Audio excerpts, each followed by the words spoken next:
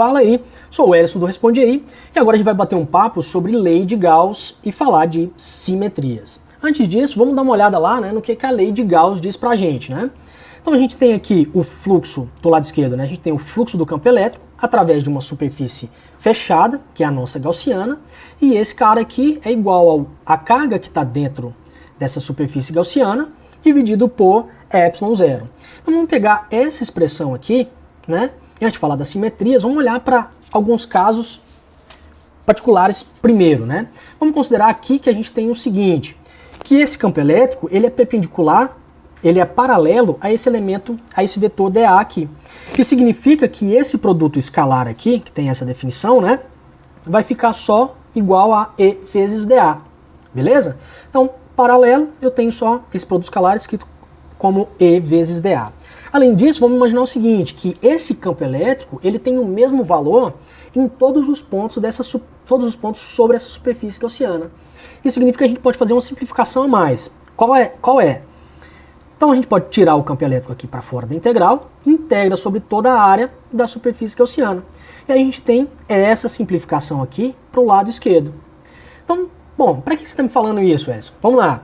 Se a gente tiver essas duas características aqui, né, ou o campo elétrico antiparalelo a dA, a gente consegue encontrar uma expressão para o campo elétrico de forma simples, né, para carga que está dentro dessa gaussiana. Então vamos olhar para os problemas agora e vamos ver se a gente consegue identificar essas quantidades, e aí se a gente tem isso, né, essas duas informações aqui, a gente vai tirar uma expressão para o campo elétrico para as cargas do que a gente vai discutir agora.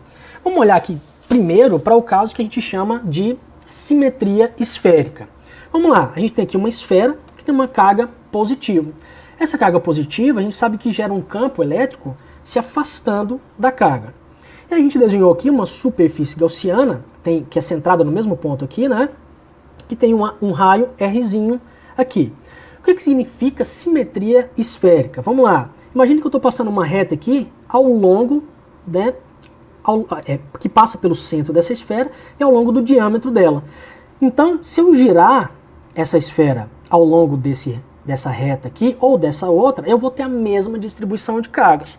Quando a gente tem esse caso, né, se a gente tem essa mesma distribuição de cargas, a gente tem essa simetria esférica. Então, se a distribuição de cargas tem uma simetria esférica, significa que o campo elétrico também tem uma simetria esférica. E aí permite a gente ter algumas particularidades, né, alguns casos, algum comportamento aqui do campo elétrico que é muito importante, né? Vamos lá. Se a gente tem essa simetria esférica, o que a gente pode falar do campo? A primeira coisa é que o campo elétrico depende só dessa distância Rzinho aqui. Ou seja, o campo elétrico aqui sobre os pontos dessa superfície gaussiana só dependem do raio dessa gaussiana. Então, ao longo da direção radial aqui. Ou seja, o campo elétrico está ao longo da direção radial.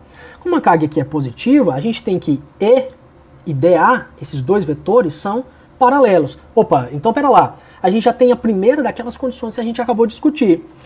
E se a gente tem essa simetria esférica, a gente também pode afirmar que o campo elétrico produzido por mais Q sobre todos os pontos dessa gaussiana tem o mesmo valor. Beleza? Então vamos colocar essas duas condições na lei de Gauss, né? Então aqui, daqui para cá, tenho que o campo elétrico é paralelo, e daqui para cá a gente tem o quê? Tem que o campo elétrico tem o mesmo valor sobre todos os pontos dessa gaussiana. Por quê? Porque a gente tem uma simetria esférica. Isso é muito importante, beleza? Então se a gente integra sobre toda a área dessa gaussiana, a gente vai ter o quê? 4π Rzinho ao quadrado. E a carga que está aqui dentro, né, dessa gaussiana é mais Q. Então o módulo do campo elétrico é esse cara aqui.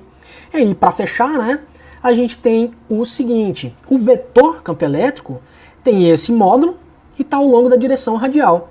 E repara o seguinte, esse é o campo elétrico gerado também por uma carga que estivesse colocada aqui nesse ponto, uma carga pontual. Então a gente tem uma expressão para o campo que é idêntica a uma carga pontual, caso ela estivesse aqui nesse ponto. Beleza? Então vale ressaltar aqui o seguinte, a gente fez para uma carga positiva, pessoal, mas poderia fazer as mesmas afirmações para um caso de uma carga negativa. Fechou? Então vamos seguir. Vamos olhar agora para outro caso que aparece bastante, que é o caso da simetria cilíndrica. O que é isso?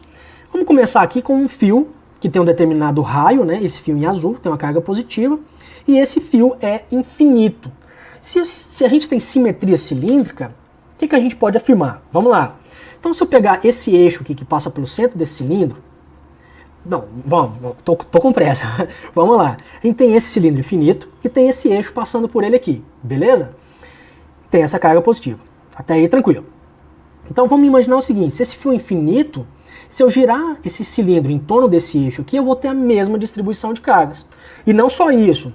Se eu pegar esse cilindro e agora caminhar ele aqui, transladar ele ao longo desse eixo, eu também vou ter a mesma distribuição de cargas, porque eu tenho um fio que é infinito. Nesse caso, a gente tem uma simetria chamada simetria cilíndrica. E aí é natural a gente escolher o quê? Envolvendo esse cilindro em azul, um cilindro gaussiano, né, uma superfície fechada, que tem um raiozinho aqui R, beleza? Então essa é a nossa superfície gaussiana. Se a gente tem essa simetria cilíndrica, então a gente pode também afirmar algumas coisas sobre o campo, né? A primeira delas é, esse campo ele só depende da distância Rzinho. Então aqui sobre essa superfície gaussiana que a gente tem, né? Sobre todos os pontos dessa superfície lateral, eu vou ter um campo elétrico que é igual. E esse campo elétrico é sempre radial, ou seja, não tem nenhuma componente que está ao longo desse eixo em preto aqui, beleza? Então a gente tem o campo elétrico paralelo a essa área, esse DA, que é essa área da superfície lateral aqui. Então vamos lá. Antes, né?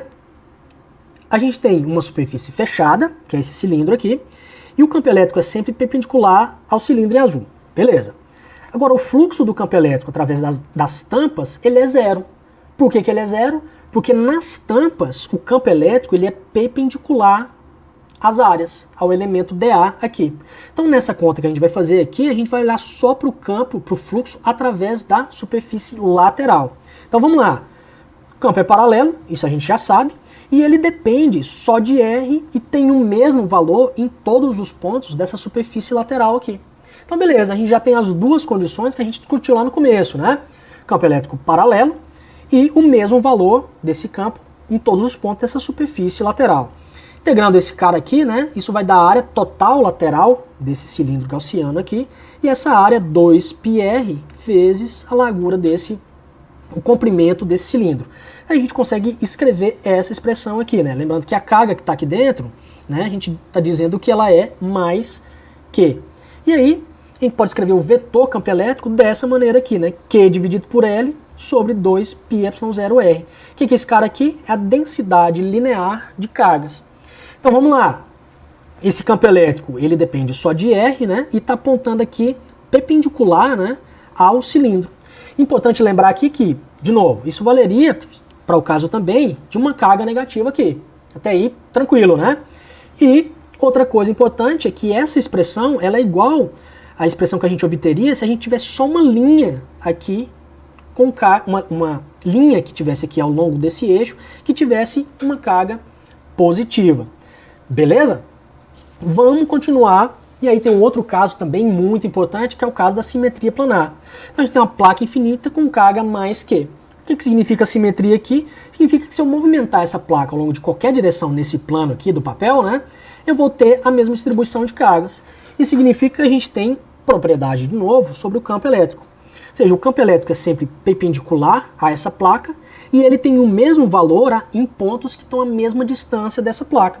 Então isso sugere a gente fazer o quê?